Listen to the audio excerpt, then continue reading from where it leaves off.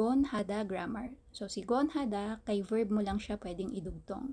And gagamitin mo yung grammar na yan to express habitual or repeated action in the past, or kapag present time naman, something that you tend to do sometimes.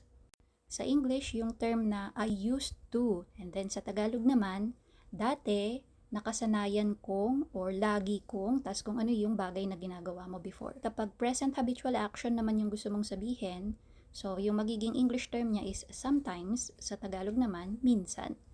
Nung bata ako, lagi akong nagpupunta sa bundok. 어릴 때 산에 가곤 했어요. Dati pag bibili ka, kailangan may dala-dala kang pera.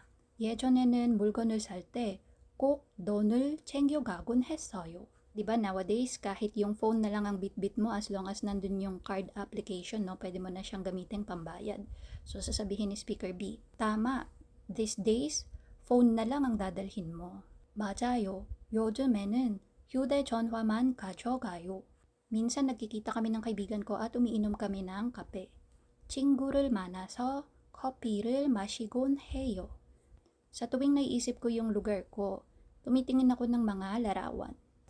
고향 생각이 날 때마다 사진을 보곤 해요. To know how to use that using yung rules, you can check the comment section for the link sa YouTube.